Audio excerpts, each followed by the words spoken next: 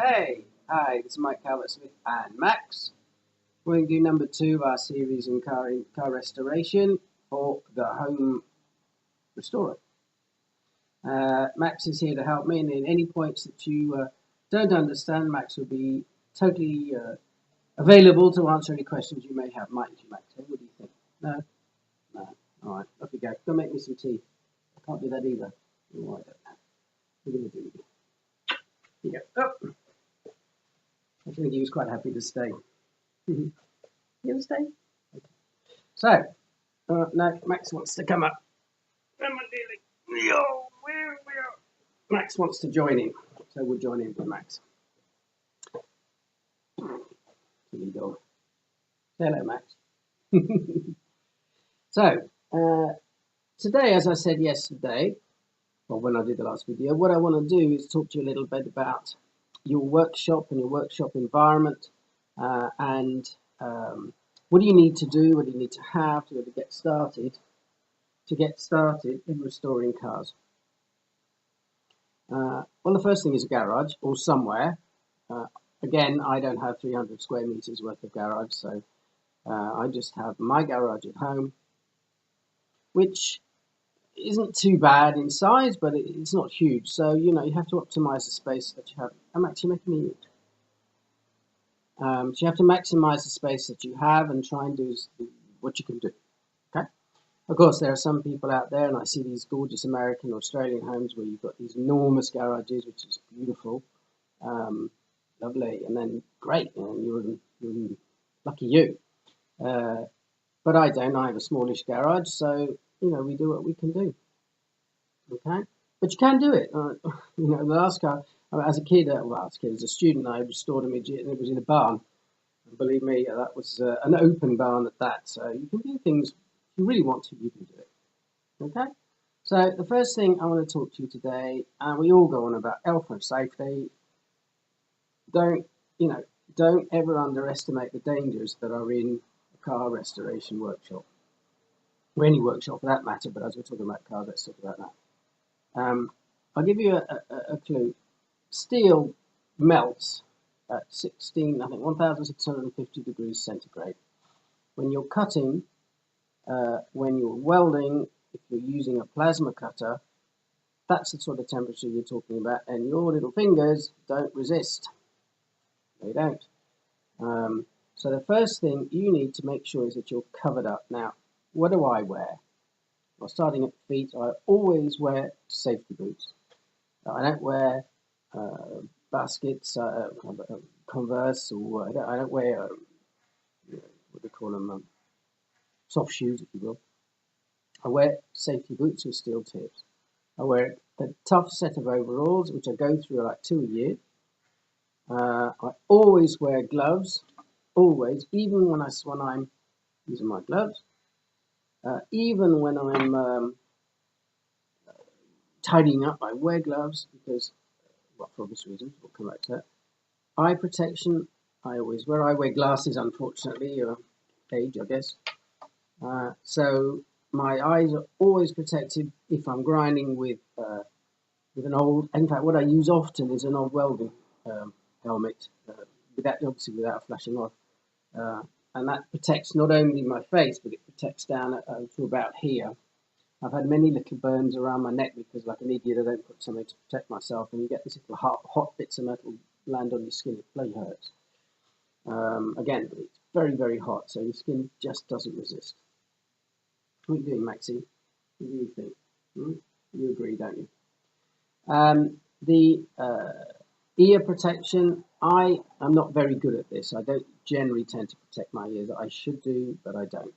I'll have to change that. I always wear a cap because I'm bald, and hot bits of metal flying around, and it does, especially when you're cleaning or grinding, or filth and muck flying around, lands on your head, and it bloody hurts. And it's filthy anyway. So anyway, all in all, protect yourself. Your gloves, I'm going to put you down now, sweetheart. Oh, well, you trying to lay down on my lap, kid? Lay down on my lap. I'm talking about gloves. Don't skimp on your gloves. These are not resistant. These are cat gloves. And again, this isn't a sponsored site. No one's paying me for anything here, but I like these because they're very thick, but they're very soft and very comfortable inside. And they come up a tiny bit over the wrist. And so I like these gloves. Again, they cost me about 18 euros, so quite a lot, but I think they'll probably last quite a long time. Another quite nice bit of them is this protection here, which is just at the end of your wrist, or the beginning of your wrist, if you will, because that's a bit that often gets tapped. You know, think about it. Okay, safety, safety, safety, safety, safety. Don't think it can go wrong. It will, believe me. And if it does, no more irritating having cut your finger on a piece of jagged metal just because, oh, well, I'll just do this. And cut your finger, and you're 3 days out, you can't work, can't do anything because it's right on the work finger that you use every day or your thumb. Okay? Excuse me. Okay, so safety. Okay, please, please, please don't underestimate it. Tools. There are basic tools and there's optional tools. Big advice that I can give you, just based on my own experience and having been in the position where I don't have many tools, don't underinvest on your tools. There are ways and means of buying tools that if you underinvest on tools, you'll find the job won't be as good, you won't have done it quite right, or you'll struggle, or it'll take 15 times longer and your level of frustration will grow. Invest. Now, there's investing and there's investing. I mean, in days gone by, if anything had a tool written on it, I'd buy it, even if I'm never going to use it ever in my life. A great example is I bought a three-phase, three-post welding, MIG welder once. I got home and I realized I didn't have three-phase electricity supply at home. So, you know, that's the sort of idiot thing that you do, or I do anyway, because I love tools. Love tools. This having been said, you know, don't skimp on them. But there are ways you can get them. I use eBay an awful lot. People that I've used in the past, and I know they're good quality tools. I look for batches of spanners or batches of clamps that people are selling off, although people are a bit more canny about them these days on eBay than they were in the past.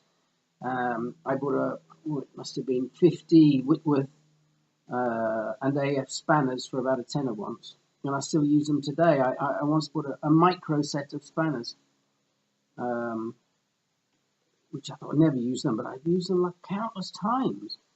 There was in a car boot sale, I found an engine hoist. The guy wanted €5 for it, and I've got it there. I know one day I'll use it. So, you know, as we go on with the videos, I won't go through the list of tools that you need, but as we go on with the videos, I'll point out what I'm using, the tool I'm using, and what you should, if you need it, or whether I bought it because it actually makes my life easier. Okay? I don't want to go on too long because the videos get very long otherwise, but the other thing is training. Do you need to go on endless months of training? Now, I've got 2 points of view with this. The first is that, you know, when I was a kid, or when I was younger, even not that long ago actually, if you wanted to learn something, you had to have a lesson, find someone you knew who could transfer that information to you, or you bought a book. Today, you know, YouTube is a fabulous channel, a fabulous method of communication. So there's lots on it. The only thing I would suggest really that you take lessons in is welding. It's false economy to say, well, I'm going to get off and I'm going to weld myself. Anybody can strike a spark with a MIG welder knows how to weld. That's just not true. It's just not true. I think it's far better. I did 2 weeks worth of welding, MIG welding, with a little bit of TIG thrown in. It saved my life. You can't restore cars, you can't weld. It's as simple as that. Otherwise, the rest of it, I think there's a lot of information around. With a bit of nous and a bit of intellect and a bit of intuition, I think you don't really need much more than that, apart from a desire to do it.